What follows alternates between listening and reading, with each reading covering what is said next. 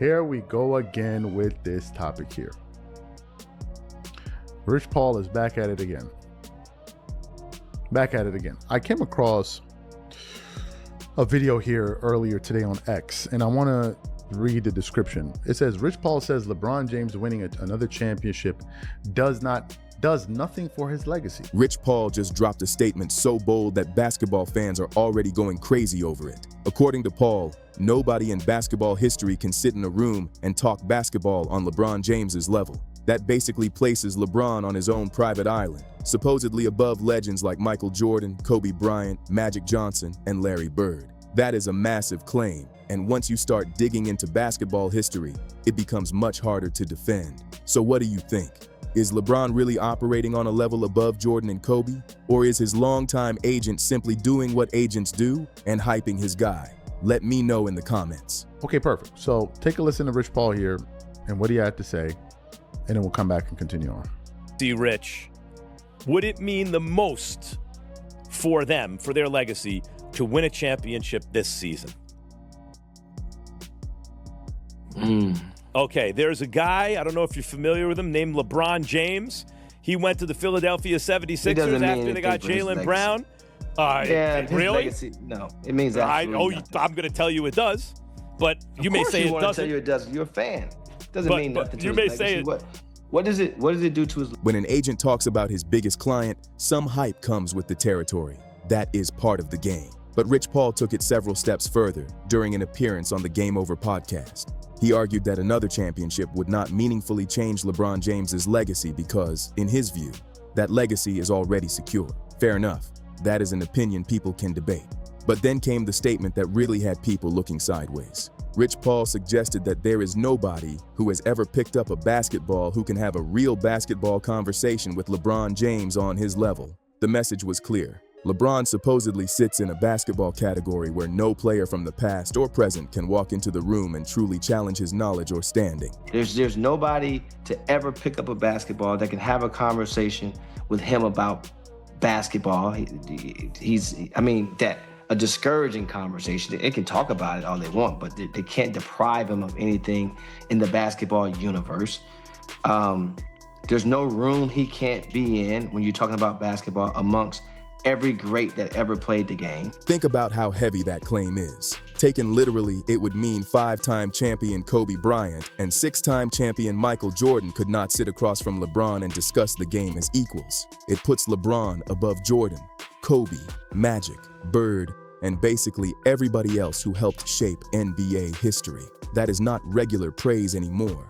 That is putting one player on a pedestal so high that generations of legends are suddenly standing underneath him. And that is exactly where the argument starts getting messy. LeBron has unquestionably built one of the greatest careers basketball has ever seen. His longevity, scoring, passing, playoff production, and ability to remain effective across different eras deserves serious respect. But saying he has a great basketball mind is completely different from claiming nobody else in history can even talk hoops with him on equal ground. Then there is the constant GOAT debate surrounding every major decision LeBron makes. Whenever he changes teams or joins another talented roster, critics immediately question whether another championship is partly about strengthening his case against Michael Jordan. Supporters see those moves differently and argue that LeBron is simply maximizing his remaining years in the league. Either way, the debate never disappears. That is why statements like Rich Paul's hit such a nerve. If LeBron is already so far beyond every other legend that nobody can even challenge him in a basketball conversation, why does every new chapter of his career immediately become another referendum on whether he has finally passed Jordan? That contradiction is hard to ignore. Critics have long pointed to LeBron's team changes as part of their argument. From Cleveland to Miami, back to Cleveland, then Los Angeles. Every move created another wave of discussion about roster construction, superstar teammates, and championship expectations. LeBron supporters will point out that plenty of legends played alongside Hall of Fame talent, which is absolutely true. Critics respond that LeBron has been unusually active in changing situations throughout his career to improve his chances of competing for titles. So, no, you got to let somebody else have. I mean, don't get me wrong. He's playing to win. Obviously, he made the choice to go to Philadelphia. But I think it's less about his legacy, and his legacy is already established. Well, I happen to agree. Some people that needs to win in order to position themselves from a legacy perspective. I happen to agree with you about. And then we get to the numbers that make Rich Paul's claim even more interesting.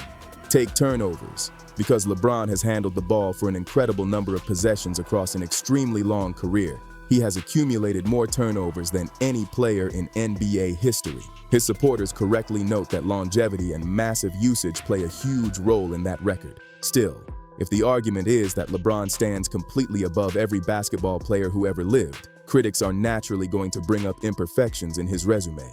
Now compare that with Michael Jordan's strongest talking points. Jordan won 6 championships, earned 6 Finals MVP awards, collected 10 scoring titles, won Defensive Player of the Year, and finished his Finals career 6-0. His Bulls completed 2 separate three-peats, and none of those 6 NBA Finals series reached a Game 7. So saying Michael Jordan cannot even sit in the same room and talk basketball with LeBron as an equal sounds wild. Versus other players in the league legacy, but I would say that LeBron is in the area of his career where nothing he can do can detract from his greatness, but you can always add. Like, it would enhance. It would. Winning a championship's a big deal. Yeah, but okay, yeah, you play to win. Especially at that Obviously, age. you want to win, but it doesn't affect his legacy. What part of it will it affect? Well, only in the sense that it's another piece of greatness accumulated. But I agree with you. There are others for whom it would mean more. Giannis is in Miami. If Giannis wins a championship with his second franchise, where he's joining a franchise that wasn't close to a championship, and then he joins and wins, I think that means really it means a lot. Yes. Who else are you thinking about? There's some that have won. Joker, Giannis, it would mean a lot. Tatum, it would mean a lot. If Brunson goes back to back, it would mean a lot. A lot. Shea, all those guys. Yeah. Because there's a big difference between winning one and being a multiple-time champion. If Wemby wins his first, if Ant-Man wins his first. You can rank LeBron ahead of Jordan if that is your basketball opinion. You can rank Jordan ahead of LeBron. There are legitimate arguments on both sides. But acting like Jordan does not belong in the conversation at all is where a hot take starts sounding less like analysis and more like promotion. And whenever this debate gets heated, one argument shows up almost immediately. LeBron supposedly faced dramatically tougher finals competition than Jordan. There is definitely context worth discussing there. LeBron ran into some ridiculous teams, including the San Antonio Spurs dynasty and the Kevin Durant-era Golden State Warriors. Nobody should pretend those matchups were easy. But Jordan was not beating random competition either. His championship opponents featured names like Magic Johnson, James Worthy, Clyde Drexler, Charles Barkley, Gary Payton, Karl Malone, and John Stockton. Those are not background characters. Those are some of the biggest names the sport has ever produced. LeBron's finals opponents also included an insane collection of talent. Tim Duncan, Kawhi Leonard, Dirk Nowitzki, Jason Kidd, Kevin Durant, Russell Westbrook, James Harden, and Stephen Curry. So yes, LeBron faced legendary players, but Jordan did too. Once you actually put the names side by side, the idea that Jordan somehow cruised through weak competition becomes much harder to sell. The better debate is not whether one man faced real competition and the other did not. Both did. The interesting question is how each superstar performed when the championship was sitting right in front of him. That brings us to one of the biggest marks critics bring up against LeBron, the 2011 NBA Finals against the Dallas Mavericks. LeBron entered that season alongside Dwyane Wade and Chris Bosh after Miami formed one of the most talked about superstar combinations the league had ever seen. Yet Dallas won the championship, and LeBron's individual performance became one of the most heavily criticized stretches of his career. His fans can fairly point out that he responded to that defeat by becoming an even better player and winning championships afterward. But if somebody is going to claim LeBron exists on a completely different basketball plane from every legend before him, then uncomfortable chapters like 2011 cannot simply disappear. The same goes for Jordan. His story was not perfect either. Before Chicago started winning championships, Jordan repeatedly ran into brutal Eastern Conference competition and suffered playoff defeats. Basketball history has context.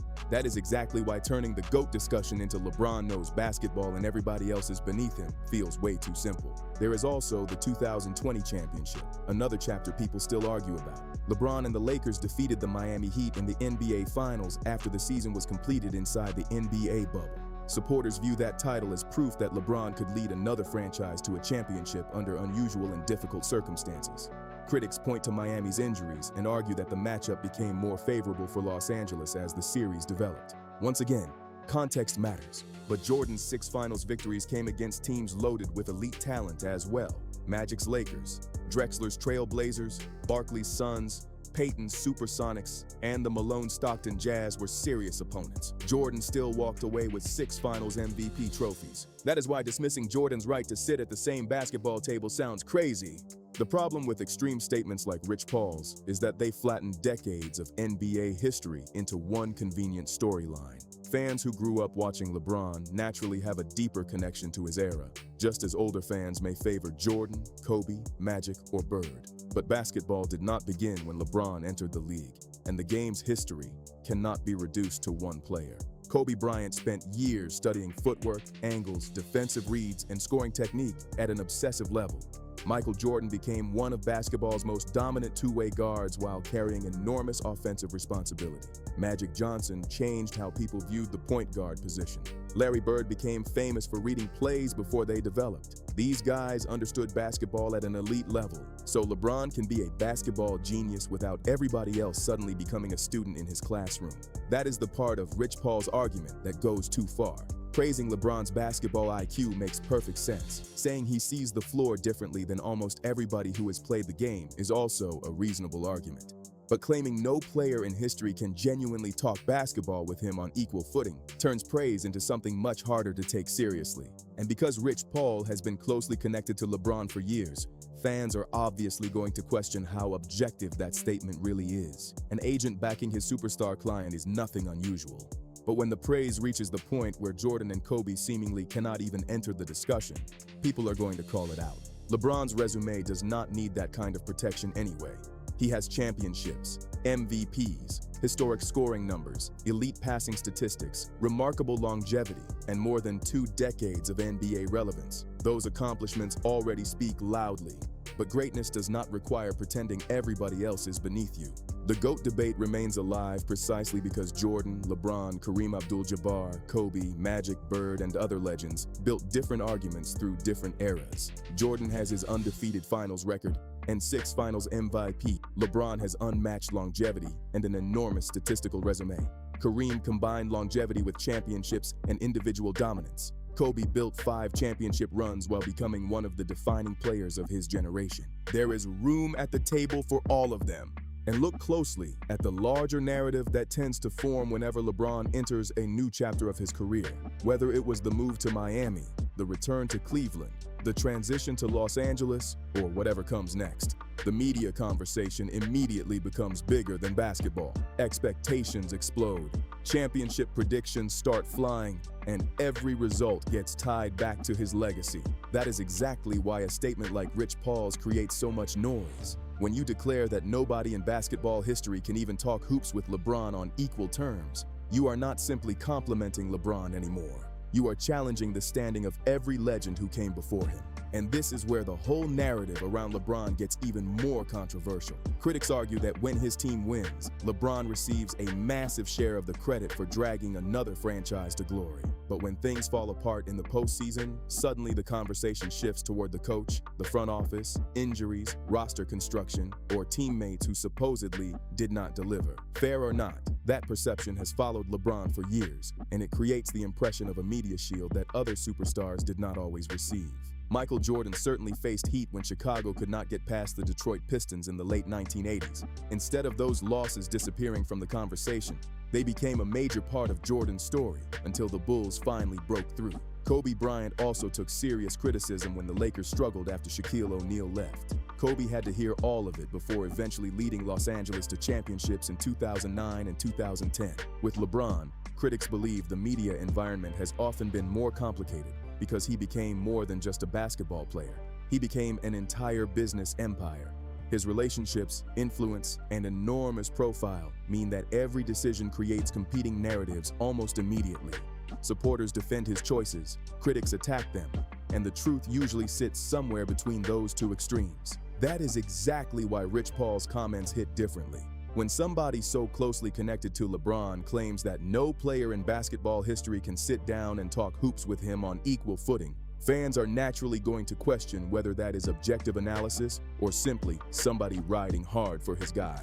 There is also a major difference in how these legends approach the game. Michael Jordan and Kobe Bryant built their reputations around aggressive scoring, difficult shot making, and an almost obsessive competitive mentality. They wanted the pressure, they wanted the responsibility, and when the game got ugly, both became famous for believing they could personally take control. LeBron has often played the game differently. He has generally approached basketball as an all-around floor general, reading defenses, creating shots for teammates, controlling tempo, and making decisions based on what he sees developing. That style has helped him build incredible career totals while maintaining elite production for an almost unbelievable length of time. But that difference is also where the debate gets spicy.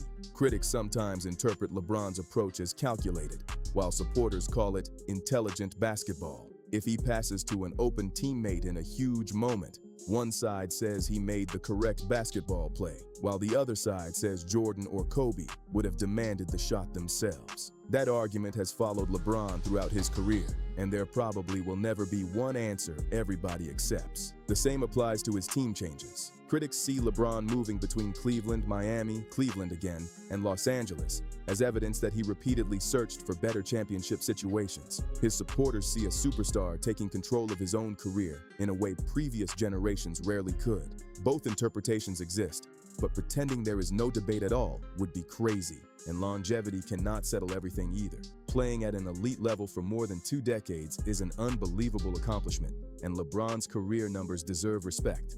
But career totals are only one piece of the GOAT argument. Peak dominance, championships, finals performances, defense, individual awards, teammates, opponents, and era all matter too. And that is where Michael Jordan's case remains incredibly powerful. 6 championships, 6 finals MVP awards, 10 scoring titles, a Defensive Player of the Year award, 2 separate three-peats. Jordan never needed a Game 7 in the NBA Finals, and those facts are not suddenly erased because another legend eventually passed him in career statistical categories. Kobe's resume deserves respect too. He won 5 championships, including titles alongside Shaquille O'Neal and 2 more after their partnership ended. His scoring ability, footwork, mentality, and dedication to studying the game influenced an entire generation of players. So the suggestion that somebody with Kobe's basketball knowledge could not sit across from LeBron and have a serious conversation about the game is going to sound ridiculous to a lot of fans. And that is ultimately the biggest problem with Rich Paul's claim. You do not have to tear LeBron down to respect Jordan, and you do not have to disrespect Jordan or Kobe to recognize LeBron's greatness. LeBron has earned his place among basketball royalty through championships, MVPs, historic production, longevity, and countless unforgettable performances. But being one of the greatest does not automatically put you above every basketball conversation that came before you. The GOAT debate will keep going because there is no single statistic that settles it. Different generations value different things, and every legend has strengths, weaknesses, victories, and painful defeats. That is what makes the argument so entertaining. Now I want to hear your take. Was Rich Paul simply backing LeBron like any loyal agent would, or did he go way too far by suggesting legends like Michael Jordan and Kobe Bryant cannot talk basketball with LeBron on equal footing? Drop your opinion in the comments and tell me who you have as the GOAT. And if you enjoyed this breakdown, hit the like button, subscribe to the channel, and share this video with another basketball fan who has something to say about this debate. Your support helps us keep these conversations coming. Thanks for watching, and I'll see you on the next one.